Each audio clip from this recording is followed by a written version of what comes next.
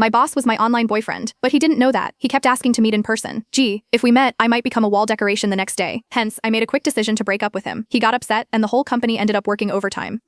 How should I put this? For the sake of my mental and physical health, maybe getting back together with him wouldn't be such a bad idea. I was dating my boss online. Meeting in person? That was never going to happen. He didn't even know his online girlfriend was one of his employees. Lately, my boss had been in a bad mood. Everyone could feel it, so everyone had been extra careful. Even the usual breaks had been cut short. The boss had been working crazy hours, and no one dared leave before him. So our work days had stretched to 11 p.m. or 12 a.m., and I was starting to get dark circles under my eyes. My skin had been looking worse too. To be honest, I felt like I was probably the only one who knew the real reason behind his bad mood, but I couldn't tell anyone. The boss had had his heart broken, and unfortunately, the one who broke his heart was me. He didn't know that though. It all started when my online boyfriend of 2 years wanted to meet up in person. We met on social media. He had posted something asking for advice. Why can't I find a girlfriend? I clicked on it, and the post said, I'm a man, 6'2", 183 pounds, 25 years old, Ivy League graduate, with a master's in management and engineering. I'm currently the vice president of a listed company, with an annual salary starting at $500,000. I own a car and a house, but my looks are just average. I've never had a girlfriend. So what's the issue? The comment section was full of sarcastic remarks. Ugh, someone's fishing for compliments. Is this guy living in a dream world? Ivy League grad, just 25, and already a VP? Come on, get real. At least create a more realistic persona. As we all know, only family-run businesses give young people such high positions, but most of those rich kids study abroad. Being in a playful mood, I commented, maybe it's the looks. Post a photo and let's see. Then I closed the app. Not long after, I got a private message from the poster. Hi, can I send it to you privately? Though confused, I enjoy some drama, so I replied, sure. Then he sent me a photo. I almost spat my coffee out. He said he was 6'2", I'd believe 5'0" maybe. It was a selfie, with his face covered by his hand, and the angle made his head look huge and his body tiny. His hair was sticking up like he'd just used some kind of hair gel, and he was wearing thick black-rimmed glasses, making him look both nerdy and awkward. But despite all that, his face was actually fine. Even though it was partially obscured, I could tell his lips, nose, and eyes all screamed handsome. Still, there was something about him that seemed oddly familiar. I mentally shouted, there are actually guys who don't realize they're good-looking, while zooming in and out of the photo multiple times. With my helpful mindset, I typed out a few tips. Your clothes and selfie skills need work. Try frameless glasses, or better yet, wear contacts, and change your shooting angle. Tilt the phone slightly, making sure the charging port leans toward you. Also try pants that are a bit looser, like casual black ones. He replied, thank you so much. I didn't think much of it and moved on. But the next day, he sent me photos of his makeover, taking my advice to heart. The day after that, again. Then it went on for a few more days. I was getting tired of it when he suddenly asked if he could add me as a friend on Facebook and offer me a thank you gift. If someone was offering money, I'd be crazy not to take it. So I gave him my profile link. Moments later, an account with a familiar profile picture sent me a friend request. Wait, wasn't this my boss? I panicked, almost accidentally accepting his friend request. My heart sank, and I quickly restricted the visibility of all the previous posts on my feed. My brain raced, wondering if I'd somehow linked my private Facebook account to my company info. Meanwhile, he was typing for what felt like forever before sending a message. Thanks for all the help these past few days. Here's a little something for you. And then he sent me $7,000 via MetaPay with the note voluntary gift. I was speechless. I compared his profile with the photo he sent me. Yep, it was the same guy, and he was indeed the boss of my company. I couldn't believe the sheer absurdity of the situation. But, after some hesitation, I accepted the money. After all, he didn't know it was me.